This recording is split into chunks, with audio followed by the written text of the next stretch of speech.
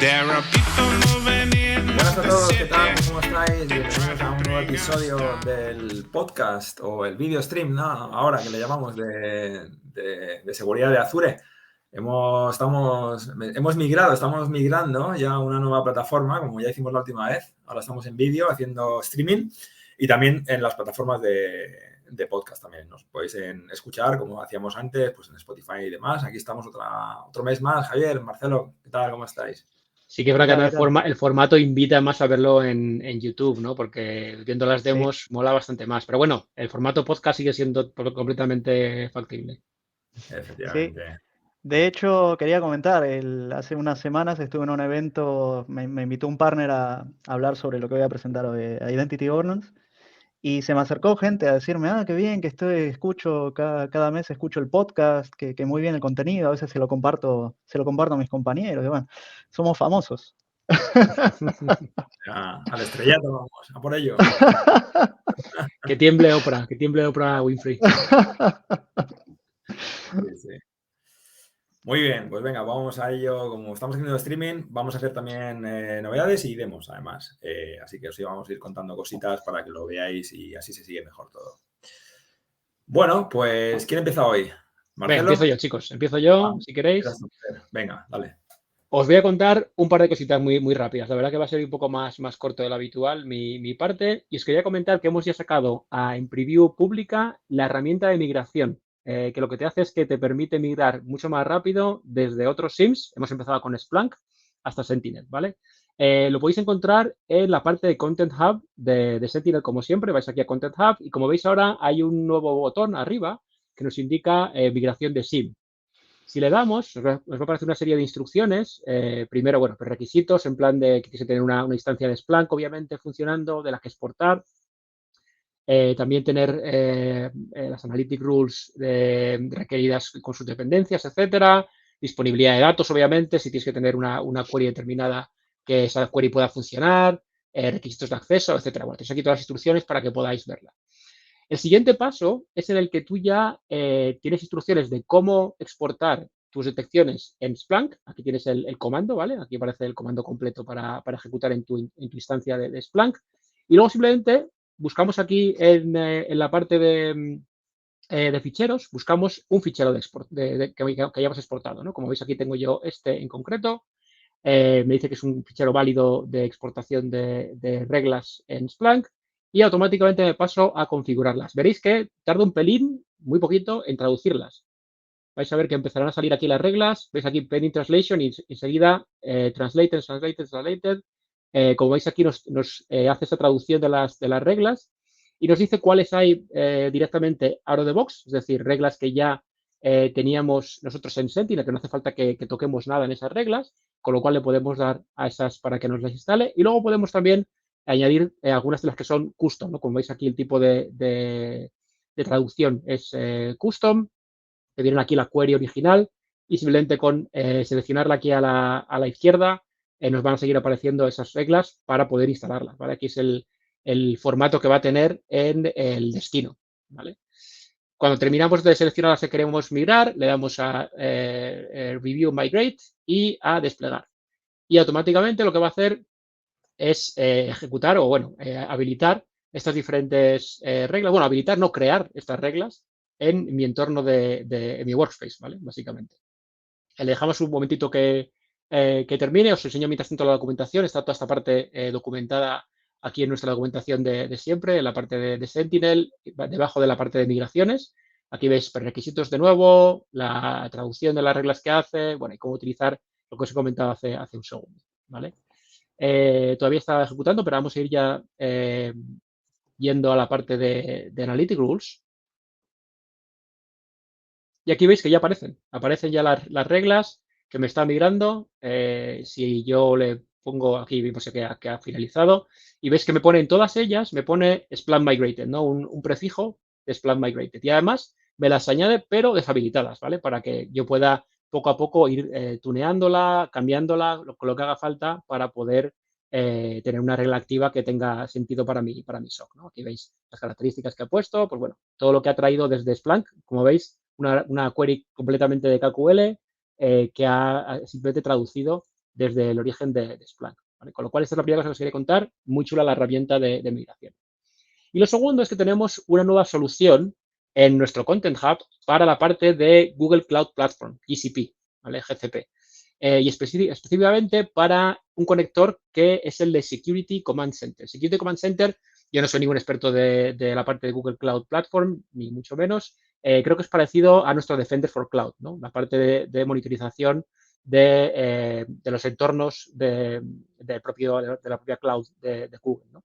Y tenemos ese nuevo conector, como os digo, aquí ya lo tengo instalado, como podéis ver. Simplemente os voy a enseñar que solo viene con un único artefacto, que es el conector en sí. Si lo selecciono, puedo ver ese conector en nuestra galería de conectores como siempre. Voy a abrirlo para que veáis un segundito cómo va, pero vamos, que es súper sencillo, como la mayoría de estos conectores que tenemos en Sentinel. No hay que hacer ningún setup especial de infraestructura ni nada, simplemente nos vamos ahí a la parte del diálogo y nos dirá allí qué información le hace falta para poder traer ese sistema o esos logs, en este caso desde GCP Secure Command Center hasta Azure. Es aquí que tenemos que hacer una serie de actividades en la parte de GCP, ¿vale? Tenemos una script de Terraform que nos va a hacer esos prerequisitos, nos va a ejecutar esos prerequisitos. Hay que hacer un par de cosillas ahí, como podéis ver aquí. Y luego, además, podemos hacer aquí la colección, ¿no? Directamente le informamos de qué project ID, qué número de proyecto, qué suscripción, etcétera, cuál es el service account que vamos a utilizar, y con esto ya le daríamos a Connect y listo, ¿vale? Y podríamos traer estos nuevos logs de Google Security Command Center y acabarían en esta tabla de Google Cloud SCC, ¿vale? Y nada más por mi parte. También otra cosilla importante, hemos pasado ya a Public Preview, perdón, a GA, la parte de CEF con nuestro agente AMA, con nuestro agente Azure Monitor Agent, con lo cual también buenas noticias en ese aspecto. Y nada más por mi parte. Muy bien, muy interesante. Bueno, Sí. Me hace acordar la conversión de reglas, que eran reglas, ¿no? Como decías. Sí, reglas de detección de Splunk. Me hace acordar en Entra, esto existe hace mucho tiempo, para todo lo que es la migración de aplicaciones federadas, por ejemplo, de nuestro ADFS, ¿no? Digamos, te hace un assessment de las aplicaciones y te dice cuáles soportan, vamos a decir, una especie de migración directa y cuáles tienen reglas que, de hecho, creo que aparece con el mismo texto de como conversión parcial o migración parcial, algo así. Porque sí, pasa mucho que se llaman transformation rules o claim rules, ¿no? Que son para mapeo de atributos y esas cosas. Y hay veces que, claro, es tan potente, tan flexible a la vez todo eso, que hay veces que necesitamos alguna intervención manual, ¿no? Para hacer esa conversión final. Pero el estilo es casi idéntico, te diría, salvando las diferencias de que estamos hablando de Entra, ¿no? En este caso. Perfecto.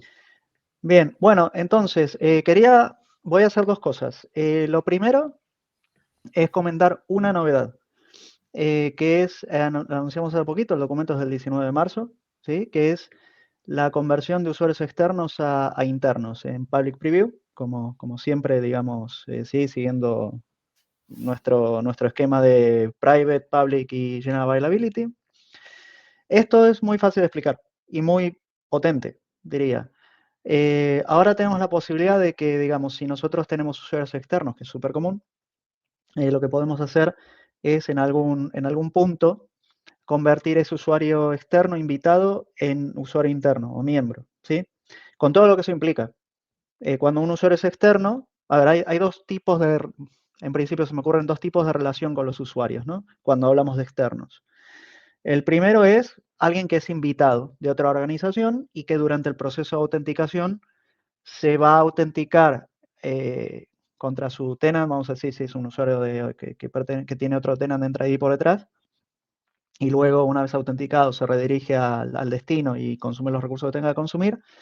Y también está el otro caso, que es cuando una organización es la que además crea esos usuarios externos. Sí, quiero decir, provisiona esos usuarios. ¿Qué quiero decir con esto? Yo puedo crear las cuentas para mi personal externo, no empleado, ¿sí? Un contractor, por ejemplo, y le puedo definir, lo correcto sería definir que la propiedad de ese usuario sea el user type, sea guest y no member, ¿sí? Eso es para, digamos, ser lo más puritano posible y dejar claro que nuestra relación con ese usuario es externo y no es interno. Eso por detrás tiene otras consideraciones, que nos puede ser útil tener esto bien hecho por licenciamiento y otras cosas, pero este escenario que estoy planteando aplica más al primer caso. Ejemplos, antes de pasar a lo de governance. Si estamos ante un M&A, ¿no? Un merger and acquisition, con una compra, una empresa compra a otra. Sincronizamos todas las identidades de esos usuarios del otro lado y en algún momento, como parte de la migración, los convertimos a miembros, ¿sí? O sea, pasarían a formar parte de nuestra organización. O puede ser el caso de una persona externa que luego es contratada, ¿no? Entonces también podemos hacer eso. Y esto lo que hace, que como digo, es muy simple, ¿no? Pero esto al final lo que hace es hacer que ese proceso sea más transparente, ese proceso de conversión, ¿no? Entonces, bien, está documentado, como digo, como preview, aquí lo tenemos, y invito a la gente que esté, si alguien justo está pasando por este proceso, que por qué no probar, ¿no? Porque puede ser extremadamente selectivo, quiero decir, esto lo puedo probar por usuario individual, no tengo que hacer ningún proceso masivo, ni mucho menos. Y lo otro no es novedad, sino que simplemente quería ir un poco más a fondo en Identity Governance, que siempre hablamos cuando no grabamos, digamos, con vídeo, ahora sí, pero siempre hablábamos de cosas, comentaba varias características y novedades, pero bueno, al final se quedaba en eso, ¿no? Entonces ahora es un poquito, de manera resumida, comentar las características principales, un poco el dashboard de governance y otras cosas. Entonces, esto es lo que suelo, cuando hago una introducción a governance, es lo que suelo mostrar. Lógicamente aquí va a ser muy, muy resumido, ¿no? Pero bueno, lo primero que tenemos es el dashboard. El dashboard de governance nos va a dar información que puede o no estar relacionada directamente con lo que después veremos en entitlement, en access reviews y demás. ¿Qué quiero decir con esto? Que vamos a tener de todo. Por ejemplo, la cantidad de usuarios miembros que tenemos, cantidad de externos o invitados, usuarios con roles, los roles con privilegios, grupos, teams, aplicaciones, en fin, tenemos reportes de usuarios inactivos, cantidad de access packages o aplicaciones en este caso, por ejemplo, en cuanto a, por ejemplo, reconciliación, esto es interesante, ¿no? ¿Cuántas aplicaciones tenemos con asignación directa de usuarios en vez de tener grupos, ¿no? Bueno, tenemos mucha información en el dashboard. El dashboard sí que cuando anunciamos la nueva solución, digamos, de governance, sí que el dashboard se rediseñó por completo. Pero bueno, después lo que tenemos también, y este es el orden lógico que se suele seguir, ¿sí? No tiene por qué ser así, pero es como solemos, digamos, trabajar cuando empezamos a implementar esto o hablar del tema. Tenemos cosas como catálogos, access packages, bueno, access reviews que he comentado recién, y lo que para mí es lo más potente, lifecycle workflow, ¿sí? Como parte de las novedades. Ahora, cuando hablamos de catálogos, vemos, por ejemplo, que podemos crear nuestros catálogos basados en diferentes criterios, ¿sí? Por ejemplo, lo que yo suelo comentar cuando hablo de esto es, no sé, por ejemplo, podemos crear un catálogo basado en departamentos, ¿sí? Tenemos aquí un catálogo para marketing, tenemos otro para ventas, en fin, tenemos múltiples casos. Lo que vamos a agregar en un catálogo inicialmente va a ser, además, que podemos configurar ciertas opciones, como si está disponible para todo el mundo, solo para internos, habilitado, ¿no? Esas cosas. Pero lo que vamos a hacer en principio es agregar recursos. Los recursos pueden ser aplicaciones, Teams, sitios de SharePoint y más cosas, ¿no? Y hecho esto, también lo que podemos decir es que podríamos, al momento de pedir un acceso, crear un request para ser provisionado dentro de los recursos que forman parte de un Access Package que está incluido en este catálogo, es que podríamos pedir atributos adicionales a los usuarios. ¿Sí? Si a mí me interesa leer propiedades adicionales de usuario, bueno, lo hago de esta manera. Si lo hago en un catálogo va a ser más global, aunque en este caso yo estoy haciéndolo para una aplicación en concreto. Y si lo hago en un Access Package, que puedo hacer lo mismo, ahí lo voy a pedir, pero para ese Access Package específico y para ese recurso, ¿no? Entonces, la experiencia para el usuario igual será unificada. Si yo le pido atributos desde aquí, pero a la vez lo hago desde el Access Package, al final el usuario verá un formulario único con todo, ¿no? Bueno, puedo hacer más cosas, pero, como digo, vamos a hacerlo un poco rápido esto. Luego, los Access Packages, lo que decía, ¿no? Puedo, al igual que creo catálogos por departamento, puedo crear Access Packages por departamento si quiero. O puedo ir un nivel más abajo y decir, voy a crear Access Packages para diferentes tipos de usuarios. Por ejemplo, no sé, para managers voy a crear uno, para usuarios, para los usuarios o las personas de ese departamento en general voy a crear otro. Y ahí lo que puedo hacer es decir, bueno, en este catálogo voy a incluir las aplicaciones que son generales para todo el departamento, en otro voy a incluir las aplicaciones que son de acceso para directores, no sé, ese tipo de cosas, ¿no? Por ejemplo, este que es el de ventas, podríamos ver que este está asociado a un catálogo específico y lo que vea en términos de los recursos que puedo que puedo agregar, las aplicaciones o lo que sea, eso va a estar basado en los recursos que estén asociados a ese catálogo, ¿no? Que tomo como el objeto parent, es decir, el principal. Y bueno, en este caso tengo a modo de ejemplo Salesforce, ¿no? Y si vemos, puedo hacer lo mismo, puedo pedir atributos adicionales. Ahora, en términos de provisionamiento, ¿qué pasa cuando un usuario pide acceso? Vamos a decir, por ejemplo, a través del portal de MyAccess, ¿sí? Si yo pido acceso, bueno, pueden pasar varias cosas, vamos a decir, pido acceso al Access Package, porque no voy a ver catálogos en principio, si voy a ver Access Packages, ¿no? Pido acceso al Access Package de ventas, entonces, si seguimos este ejemplo, lo que voy a ver es la aplicación de Salesforce, voy a pedir el acceso, esto me va a dar, bueno, si se me aprueba, me va a dar acceso a Salesforce con el rol de Chatter Free User, y esto significa que en el mejor de los casos, si la aplicación está correctamente integrada con Entra como proveedor de identidad y además tiene provisionamiento automático habilitado, configurado, además de que mi usuario se va a asignar a la aplicación, con el provisionamiento automático lo que voy a hacer es que también voy a provisionar a ese usuario, mi usuario, en el servicio SaaS, hablando de que es una aplicación SaaS, ¿no? Y lo mismo al contrario, si se desprovisiona, si se remueve mi acceso, automáticamente, y digo, realmente esto es en tiempo real, ¿sí? Se va a remover mi usuario de la aplicación, del Access Package y demás cosas. También hay otras cosas que tenemos que asumir, como por ejemplo, si fuese la primera vez que entro como usuario externo, mi usuario se va a crear, o sea, no existe previamente. Y puedo tener políticas, ¿sí? Por ejemplo, alguien tiene que aprobar, puedo tener múltiples aprobadores, revisores, en el caso de Access Reviews, puedo tener acceso por un tiempo limitado en cantidad de días, por ejemplo, puedo tener muchas cosas aquí. O sea, es una solución de gobierno de identidades, ¿no? Identity Governance. Entonces, esto es muy amplio. Las políticas las configuraríamos aquí, donde tenemos dos tipos de política. Una política es de tipo base, donde definimos la inicial, ¿no? En este caso, donde definimos todos los parámetros. Por ejemplo, esto va a estar asociado a usuarios internos solamente o a cualquier tipo de usuario. La duración de una asignación, por ejemplo, si le voy a poner una duración específica basada en días o no, si no van a caducar. Puedo configurar Access Reviews como parte de las políticas. Puedo hacer muchas cosas, muchísimas, ¿sí? Y después, de cara a la automatización de ese proceso, de lo que es el proceso de provisionamiento, puedo crear políticas de autoasignación como esta que tengo aquí, ¿no? Estas políticas de autoasignación lo que van a hacer es, basado en reglas, en este caso las reglas basadas en atributos, ¿no? Por ejemplo, en este caso tengo una regla que me dice que toda la gente cuya propiedad de departamento sea sales va a ser provisionada en este Access Package, ¿sí? Entonces, si mi usuario tiene como departamento sales, esto previamente se va a estar ejecutando y me va a provisionar dentro del Access Package. Y si cambia, me desprovisionará. Sí, puede ser que lo haga en el momento o puede ser que se aplique una retención, como vemos aquí abajo, tenemos unas opciones, ¿sí? Y después, bueno, la última cosa ya para, como digo, porque si no, esto se va a hacer muy largo, ya mostrar un poquito de nuevo, que el otro día lo hicimos muy rápido, el Lifecycle Workflows.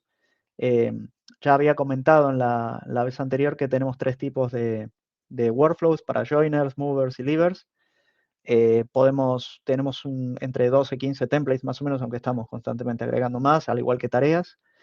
Pero que bueno, que podemos, por ejemplo, si hablamos de, por ejemplo, en el caso del onboarding, vamos a decir, por ejemplo, onboarding de un empleado nuevo, que podríamos hacer, cosas como configurar condiciones, en donde yo diría, este workflow se va a ejecutar basado en la fecha de contratación del usuario. Esto viene de recursos humanos, digamos, ¿no? Si tenemos integrado una solución de recursos humanos o bien cualquier fuente, ¿sí? Al final podemos tener cualquier fuente de origen. Tenemos que tener en cuenta que estos atributos tienen que estar alimentados, ¿sí? Tienen que estar con el dato que corresponde. Y después podemos configurar scope, que puede ser basado en atributos, de nuevo, ¿sí? Donde yo diría, además de ese trigger, voy a tener aquí que esto va a ser para el departamento de ventas, para el país X, y así puedo configurar múltiples filtros adicionales. Y luego, tareas. En esto, aquí en las tareas, puedo agregar cuantas tareas quiera en cuanto a las que estén disponibles para este tipo de workflow, por supuesto. Tengo 3 en este caso. La primera que habilitaría la cuenta, la segunda mandaría un correo de bienvenida y la tercera que generaría una temporary access pass, que se le manda al manager y el manager se la comunica al usuario, ¿no? Puedo tener más cosas. A ver, quiero decir, puedo hacer un preprovisionamiento de la identidad una semana antes de que la fecha efectiva de contratación del usuario, por ejemplo, o de fecha de inicio del usuario, donde hago ciertas tareas, pero no habilito la cuenta ni le doy acceso a, no sé, algún grupo que da acceso a recursos sensibles, ¿no? Y puedo tener un segundo workflow que haga el resto de cosas, ¿no? El mismo día que el usuario empieza, por ejemplo. Es totalmente flexible.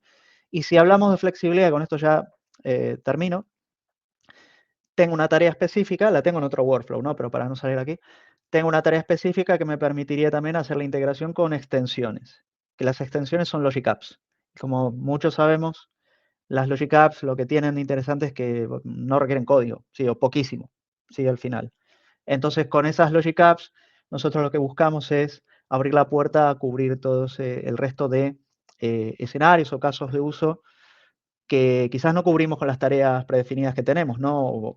Lógicamente, a veces hay flujos que son más complejos que otros y que requieren tener que ejecutar alguna extensión, ¿no? Entonces, bueno, para eso tenemos ese tipo de tareas que no solo están workflows. Está también las políticas de autoconfiguración, podemos integrar extensiones en catálogos, en access packages, en fin. Esto está presente en diferentes situaciones y escenarios, ¿sí? Así que bueno, quería mostrar un poquito lo que hablé muchas veces, pero no mostré, porque empezamos a grabar la vez pasada, y ya mostraré más cosas, ¿sí? Porque el mundo de governance es muy, muy interesante, muy amplio, y junto con esas cosas que mostraremos en la próxima, también algunas novedades que se vienen. Muy bien, Marcelo, súper. Pues os cuento yo otras cositas.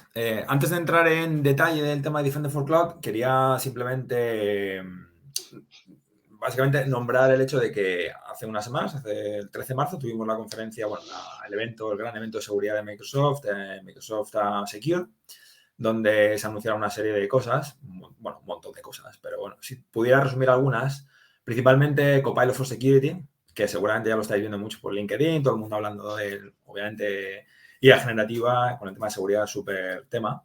Bueno, ya hemos anunciado que la solución, el servicio va a estar general available el día 1 de abril, ¿vale? Así que ya, si sois clientes de Microsoft, tenéis nuestros servicios de seguridad, por ejemplo, Sentinel, Defender for Endpoint, Entra, Purview, bueno, pues ya podéis acceder primero a la experiencia que es standalone, que es el portal de Copilot for Security, y luego también la experiencia embebida dentro de varios portales, como por ejemplo el de Defender XDR. No voy a comentar mucho más porque seguramente nos iríamos a hacer un monógrafo de Copilot for Security, así que ahí lo voy a dejar. Y luego también, desde mi punto de vista, el otro gran anuncio que se ha hecho por el tema de la postura es la solución de Microsoft Security Exposure Management, ¿vale? Que esto es como llevar el tema de postura de seguridad, todo el tema de gestión de vulnerabilidades a un nivel mucho más potente, a un nivel que es básicamente de empresa total. O sea, es entender cuál es la superficie de ataque que tiene una empresa. No solamente ya en la parte de infraestructura de cloud, sino también la identidad, el elemento colaborativo, los endpoints, los servidores, o sea, absolutamente todo, ¿no? Esto Gartner y los analistas, pues, a veces lo nombran como Continuous Threat Exposure Management, que es básicamente la capacidad de estar continuamente evaluando tu superficie de ataque, ¿no? Y la superficie de ataque pueden ser identidades, pueden ser recursos de cloud, pueden ser endpoints, etcétera, etcétera, ¿vale? Entonces, si entendéis como, por ejemplo, la solución de Defender XDR como una solución, digamos, reactiva, ¿no? Que te ayuda a entender por qué ha sucedido una incidencia y tiene un montón de pistas y un montón de detalle de qué es lo que ha sucedido, por qué ha sucedido, cómo han entrado, cómo se han movido lateralmente. Es la parte más reactiva, ¿no? del SOC. La parte de la solución nueva de Microsoft, que es Security Exposure Management, es la parte proactiva, ¿no? Y esto ya en la parte proactiva, pues la teníamos en Defender for Cloud con el tema de Secure Score, la parte de recomendaciones. Pues imaginaros esto llevado a un punto de enterprise continuo, ¿no? Entonces, lo que se ha hecho es crear varias iniciativas y cada una de esas iniciativas, por ejemplo, protegerse contra Human Ransomware, protegerse contra Business Email Compromise. Pues te da una serie de recomendaciones que como cliente pues tendréis que poner en práctica, ¿vale? Y no solamente ya son recomendaciones que toquen la identidad, también van a tocar el endpoint, van a tocar también la parte de compliance, de purview, de DLP, la parte de cloud. Entonces, súper interesante, ¿vale? Esto está ya a modo public preview y no lo voy a enseñar porque también nos iríamos a cero. Que por cierto, David, que la parte esta que has contado de Exposure Management está también disponible en el portal de Defender. Es decir, el portal de Defender XDR es el mismo que el de Exposure Management, si no me equivoco, ¿verdad? Correcto, exacto. Es justo lo que decía. Al final la plataforma de XDR está absorbiendo un montón de funcionalidades, ¿no? Es la visión de Microsoft de estrategia de plataforma. Por ejemplo, ya, digamos, ha unificado, ha absorbido, llamarle como queráis, la parte de Sentinel, ¿no? Pues la unificación de Sentinel XDR. Y está absorbiendo o unificando también la parte de postura. Por ejemplo, la postura de seguridad de Defender for Cloud, ¿no? Que es lo que vemos aquí. Y si ya empezamos a hacer, y os voy contando cosas específicas en Defender for Cloud, ya sabéis que Defender for Cloud tiene la parte de seguridad, la parte de Secure Score, recomendaciones, etcétera, etcétera. Pues esto también se eleva a un nivel superior en lo que es el Exposure Management. Bueno, casos en concreto de que hemos también, porque este mes de marzo, aparte del Microsoft Security, se han anunciado un montón de cosas también de Microsoft, de Defender for Cloud, ¿no? Una de las que quería hablar era la parte de Resource Criticality, que le llamamos, Critical Assets. Esto es muy importante porque lo que queremos hacer aquí es, digamos, dar prioridad a todas las recomendaciones. Lo típico, ¿no? Tenemos una herramienta de postura de seguridad de cloud que tenemos tropecientas recomendaciones de seguridad y no todas son igual de importantes, ¿no? Al final, realmente, el equipo de cloud no queremos que arregle todas, sino que arregle las que son más importantes, ¿vale? Al final, el contexto es lo más importante. Entonces, el contexto lo podemos sacar de muchas formas, haciendo análisis, por ejemplo, de código, haciendo análisis de datos sensibles, haciendo análisis de si las máquinas o los recursos están expuestos a Internet. Bueno, pues también vamos a dar la opción al usuario que defina una serie de reglas críticas. Y estas reglas, donde tú puedas decir, por ejemplo, pues mira, yo quiero que todos los recursos que tengan una etiqueta como marcado como un dato sensible sean automáticamente datos críticos. Quiero que estos devices o estos equipos que tienen un Azure tag específico sean también críticos. De tal forma de que priorizamos, ¿vale? O sea, hay una parte de hacer el onboarding de la parte de Critical Assets y luego una vez que hemos hecho este onboarding, al final todo eso se refleja en varios aspectos. Bueno, pues en la parte del attack path, ¿no? Es la parte proactiva de, oye, mira, este es el posible punto de ataque que tendría un hacker para entrar en tu entorno, ¿no? Como punto de entrada y como punto de, digamos, de destino, ¿no? Y los risk factors, los factores de riesgo, que lo que estamos viendo es, bueno, pues si tiene vulnerabilidades, si tiene datos sensibles, pues también nos da la posibilidad de marcar los recursos como críticos, ¿vale? Ya os digo, esta parte de marcar los recursos críticos es una parte, digamos, de onboarding que hay que hacer proactivamente y crear esa serie de reglas para que luego el analista de seguridad o el agente de Cloud Security pues sea capaz, digamos, de priorizar. Siempre la idea es priorizar porque ya sabéis que vamos a tener un montón de recomendaciones, ¿vale? Entonces, esta parte de Critical Assets la podemos ver también en la parte de recomendaciones, en la parte de Defender CSPM. Ya sabéis, bueno, pues aquí lo que estamos haciendo es destacar los riesgos que tiene un entorno de cloud que son críticos, dependiendo de qué factores de riesgo. Los factores de riesgo, ya os decía, que pueda, pues que tenga movimiento lateral, acceso a un dato sensitivo. También vamos a poder priorizar por critical assets, ¿vale? Otro punto interesante. Oye, David, ¿y lo de poner la etiqueta de Critical Asset, lo hace el usuario desde aquí, desde Defender for Cloud también? Mira, ya que me preguntas eso, Javi, os voy a enseñar, dónde se hace. Mira, se hace, tengo que, para la presentación, abrir otra ventanita. Si me dais un segundín, sí, no me va a llevar más de un segundo. A ver, si encuentro donde tengo la ventana, porque como siempre tengo 300 cosas abiertas.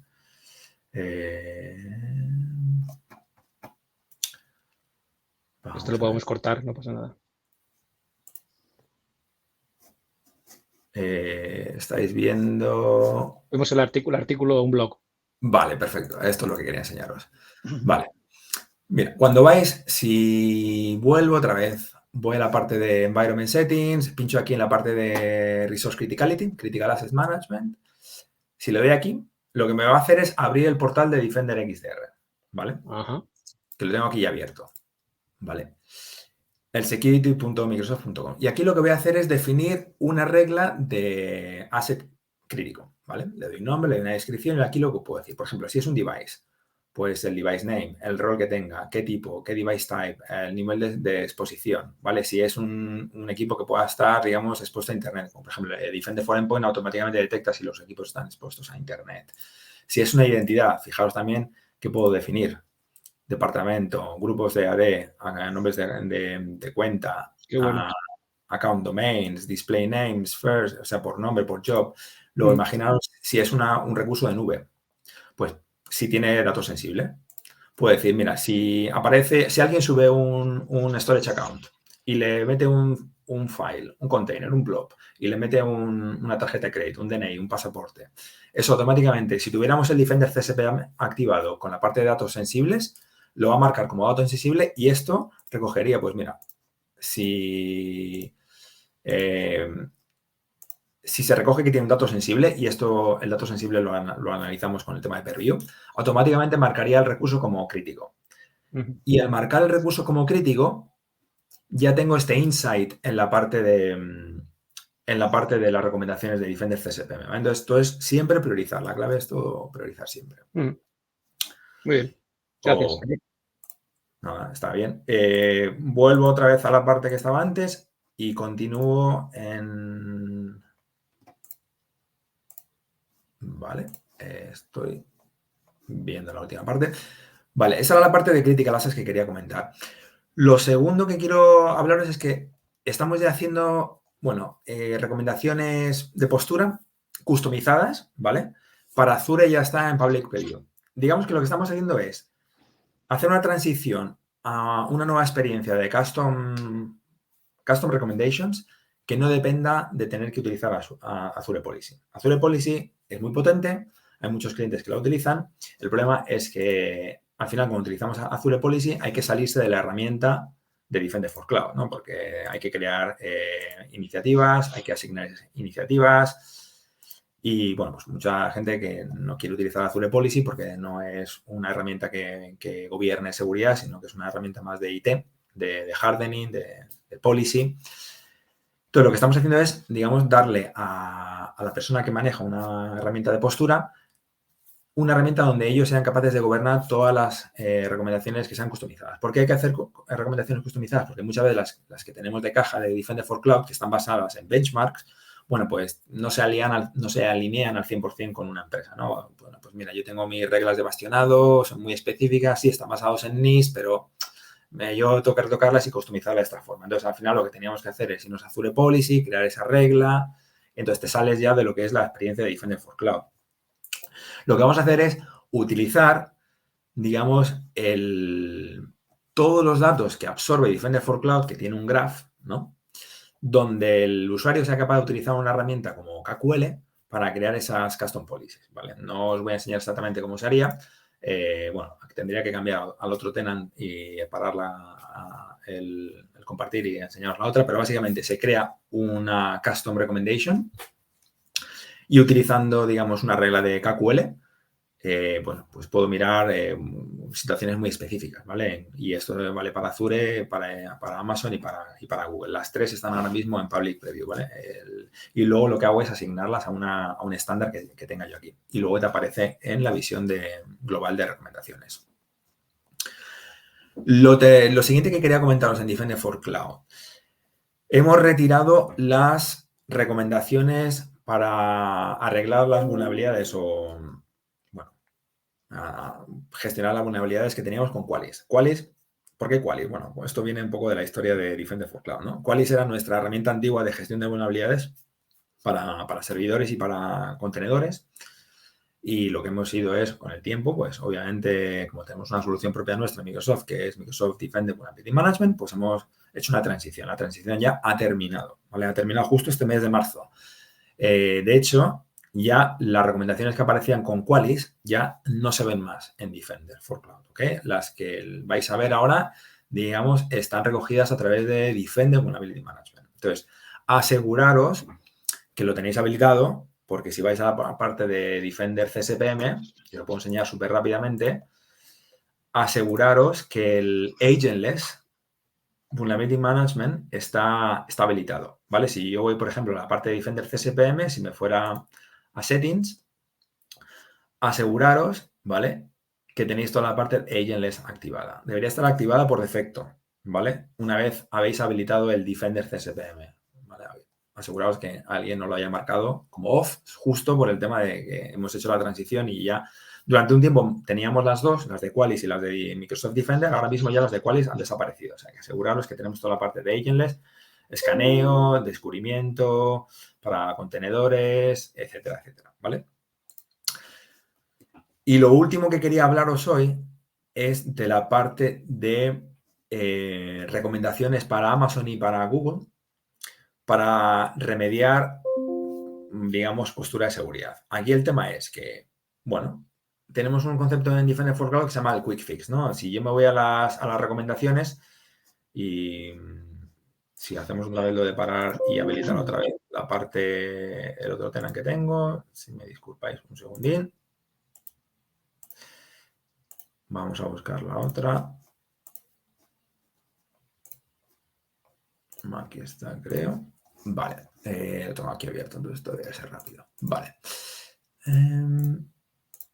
Aquí está.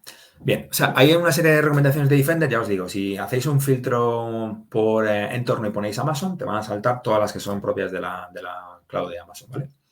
Tengo aquí una ya abierta que me dice que tengo que habilitar CloudTrail en todas mis regiones, ¿no? Entonces, lo que nos faltaba un poco para la parte multicloud era cuando le doy al fix, que para Azure tenemos Quick Fix, es lo típico, le das al botón y te habilita el fix total. Para Amazon nos faltaba un poquito el script, ¿vale? Aquí dependemos obviamente de tener que desplegar un script. Pero lo que hacemos es, cuando le damos al fix, ya me da directamente el comando que tengo que ponerle en la consola de Amazon por CLI, donde ya lo que hago es arreglar la recomendación, ¿vale? O sea, que esto ya también lo tenemos listo para Amazon y para Google, ¿vale? Así, digamos, era un poco el feedback que nos daban los clientes, ¿no? Que, digamos, que poníamos la descripción de los pasos que había que hacer, pero no teníamos el script total para copiar y pegar, ¿vale? Así que esta parte, pues, mucho más fácil. Y bueno, pues por Defender for Cloud, aquí esto es todo. Esto es todo y bueno, hemos hablado un montón de cosas como siempre. Yo creo que para la siguiente quizá habría que meternos un poquito más en detalle quizá en la parte de Exposure Management, estaría muy bien. También de Copilot te va a mejorar un poquito. Yo puedo enseñar la parte de Copilot en el portal de Defender también un poquito. O sea, bueno, vamos a traer cosas como siempre muy fresquitas. Exacto. Ya además, como la siguiente será en abril, podremos hablar, ya que está en General Available, el tema de Copilot. Sí. Podemos contar muchas más cosas. Muy bien, chicos. Pues nada, un placer como siempre. Muy bien. Gracias. Pues hasta la próxima. Nos vemos en la próxima. Chao, chao. Adiós a todos. Gracias por escuchar el podcast de seguridad de Azure. Podéis encontrar más información y las notas del episodio en nuestra web en azsecuritypodcast.net/es. Si tenéis alguna pregunta, nos podéis encontrar en Twitter en Podcast Azurees. La música de fondo es de techmister.org y licenciada con Creative Commons License.